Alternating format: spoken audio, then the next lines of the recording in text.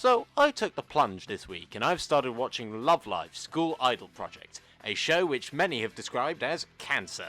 I watched the first season, and while I didn't think much of it at first, I was surprised with how much it grew on me.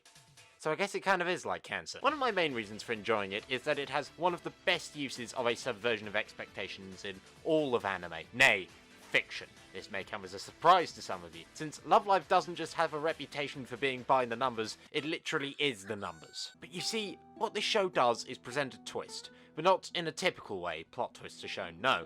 This twist is almost a meta twist, because the evidence presented in the show will give the viewer a revelation after watching it, that being that Honoka was the bad guy all along. Now, some of you may say that this isn't canon, and I have a couple of responses to it. Firstly, it's literally the law that wild speculation made by someone on the internet is always 230% more accurate than anything the author actually says or explicitly writes. Secondly, in an interview conducted with Neil Druckmann regarding The Last of Us Part 2, he said, "Love Live is what inspired us to make this game.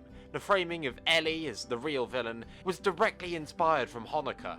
Abby is also something that we took from School Idol Project, as she is what Umi would be if during the pillow fight scene she ate everyone's fingers." Many would classify Reibu Raibu as a musical, specifically an idol musical, and that's where people are getting it wrong.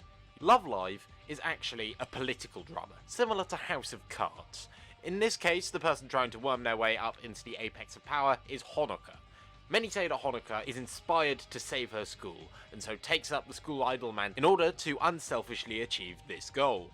Wrong. She simply sees A-Rise and thinks, I want to take their crown, their money, and their simps. The first concert is her establishing her power base, indoctrinating many of the future members, as well as people to constantly plug her show.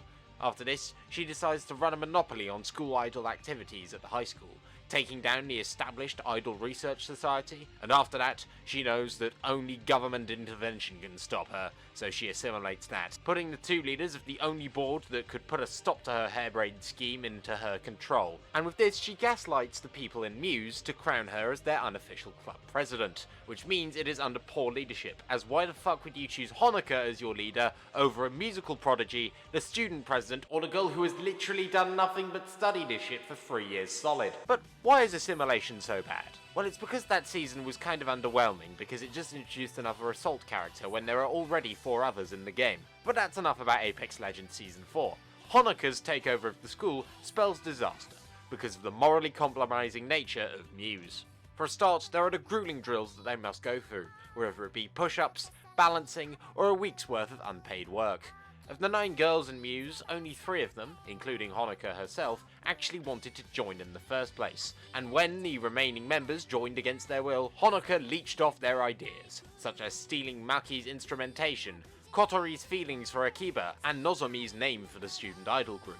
But not too much credit should be sent Nozomi's way either, as she is a latent sexual predator, and yet despite this, she was allowed to sleep with all these poor, unsuspecting underage girls. Muse forces these innocent girls into singing about filthy subjects such as drug usage. What songs of theirs are about drug usage, you ask?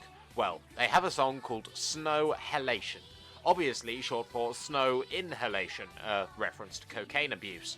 And this isn't even the end of it, with the song featuring the lyric Todo que te, which is a combination of the Spanish word todo, meaning all, and kete, which is short for ketamine.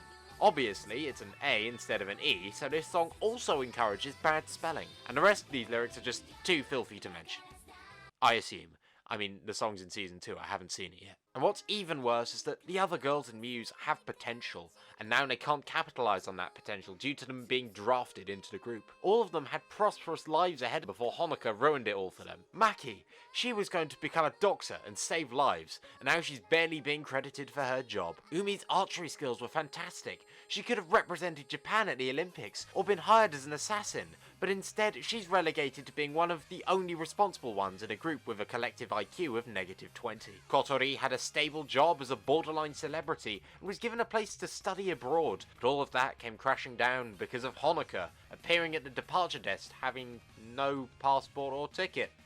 Okay, what kind of pre-9/11 bullshit is that? And the worst affected is easily Kayo. Kayo was pure before all of this happened, but Idol activities meant that she was encouraged to remove her glasses, and some of her moe factor in the process, and embrace a side of her personality that she had tried to bury.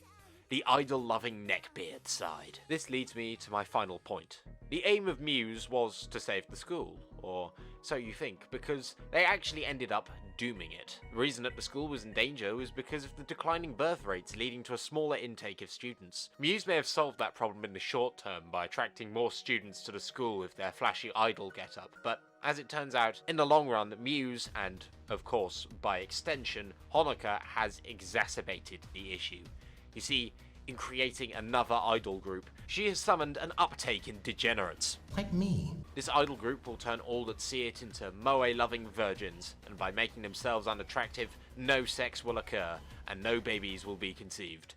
Sure, the high school might stay open for another 3 to 5 years, but in 15 years, any school in the world would be lucky to have enough students left for a single class.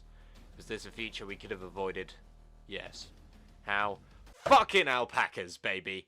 Listen, the school owns 2 honest-to-God alpacas in the middle of the largest metropolitan area on the planet. What the school marketing should have just done is say, they have alpacas. I doubt there are many other schools that have those, so students would just flock back to that school. Maybe if they had trusted in these alpacas more, we wouldn't be the sweaty degenerates we are today. Just kidding, that shit was inevitable.